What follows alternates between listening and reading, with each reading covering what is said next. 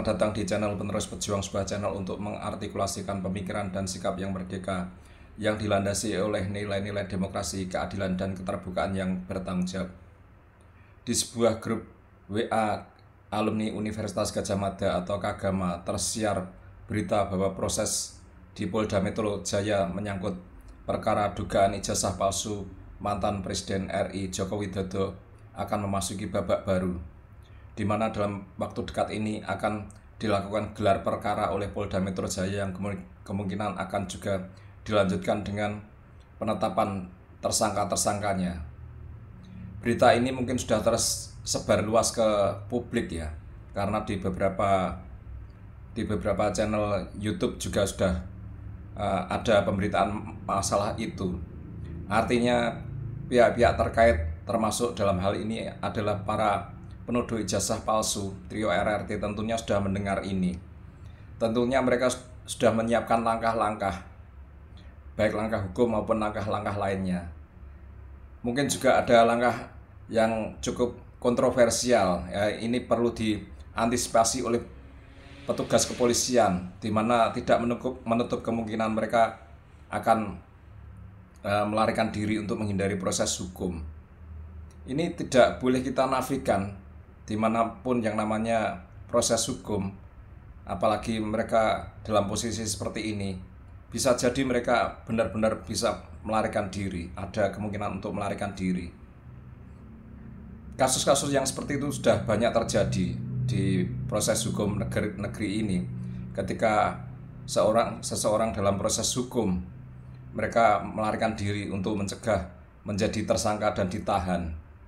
Kita tentunya ingat kasus tersangka Bank Bali dulu itu, Joko Chandra, yang kemudian melarikan diri ke Papua Nugini. Terus ada juga kasus korupsi Wisma Atlet, M. Nazarudin dari Partai Demokrat yang dulu sebelum ditetapkan tersangka oleh KPK, sehari kemudian dia melarikan diri ke Singapura. Ini perlu diantisipasi. Kita tidak boleh menutup kemungkinan termasuk hal tersebut bisa juga dilakukan oleh trio RRT selaku pihak terlapor yang dalam hal ini juga menghadapi ancaman akan menjadi tersangka dalam waktu dekat ini. Sinyal-sinyal seperti itu mestinya sudah ditangkap oleh petugas dari gestur-gestur mereka, baik langkah-langkah yang akan mereka hadapi, langkah-langkah yang akan mereka ambil, statement-statement mereka mestinya sudah menjadi analisa dari para petugas itu sendiri, di mana ada indikasi mereka tidak menutup kemungkinan untuk melakukan hal yang di luar dugaan, yaitu melarikan diri ke luar negeri. Apalagi mereka mempunyai jaringan juga, jaringan pertemanan, dalam hal ini beberapa orang diaspora di luar negeri yang selama ini mereka kumpulkan dalam sebuah komunitas.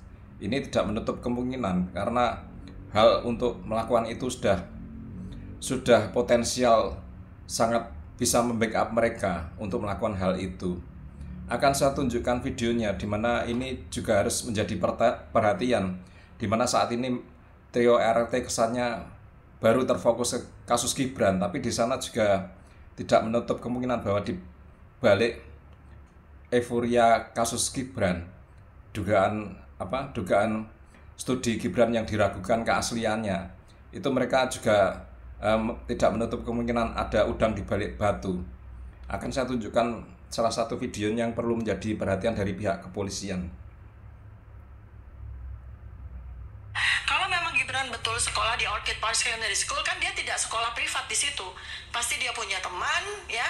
Dan andai kata dia klaim bahwa dia lulus dari situ, maka akan ada ini yang jelas ya, akan ada foto buku tahunan. Ya, yearbook itu di seluruh dunia, terutama di sekolah internasional, itu adalah sebuah kewajiban.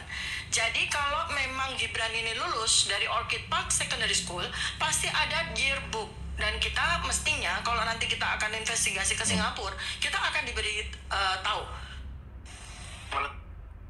Jadi di video tersebut Tifa sudah mewartakan bahwa ada kemungkinan mereka akan ke Singapura untuk menyelidiki perkara studinya Gibran seperti itu. Tapi ini untuk seorang petugas harus jeli, jangan sampai nanti kecolongan ketika mereka sudah mengatakan bahwa mereka ada kemungkinan ke Singapura, ini harus menjadi kesiapsiagaan para petugas kepolisian, khususnya di Polda Metro Jaya.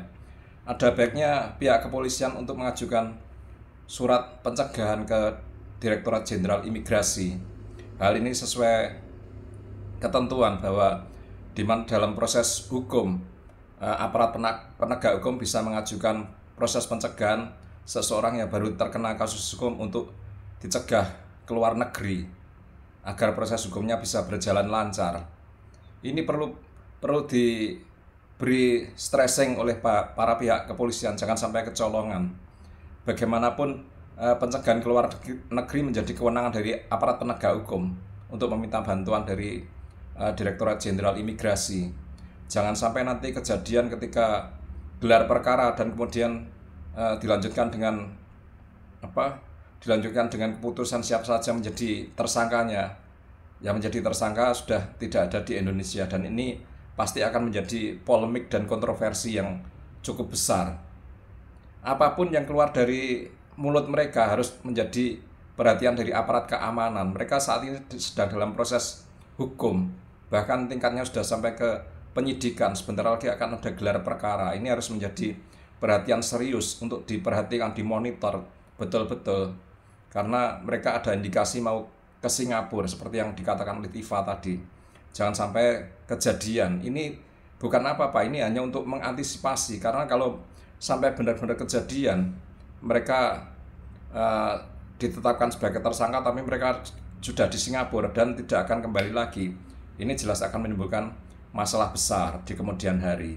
Ada baiknya dari Polda Metro Jaya khususnya untuk sesegera mungkin memohon pada Direktorat Jenderal Imigrasi untuk melakukan pencegahan ke luar negeri pada orang-orang yang sedang terlibat dalam proses hukum, khususnya dalam perkara dugaan ijazah palsu mantan Presiden Joko Widodo. Ada baiknya mencegah lebih baik daripada nanti kecolongan seperti itu. Ini mungkin video singkat dari saya agar ini menjadi kehati-hatian dari para aparat penegak hukum. Apapun gestur-gestur mereka harus diperhatikan secara seksama. Jangan sampai nanti menimbulkan masalah besar di kemudian hari, menjadi kontroversi di masa-masa yang akan datang. Seperti itu. Mungkin cukup sekian video saya. Mohon maaf bila ada kata-kata yang salah. Tetap semangat dan salam merdeka.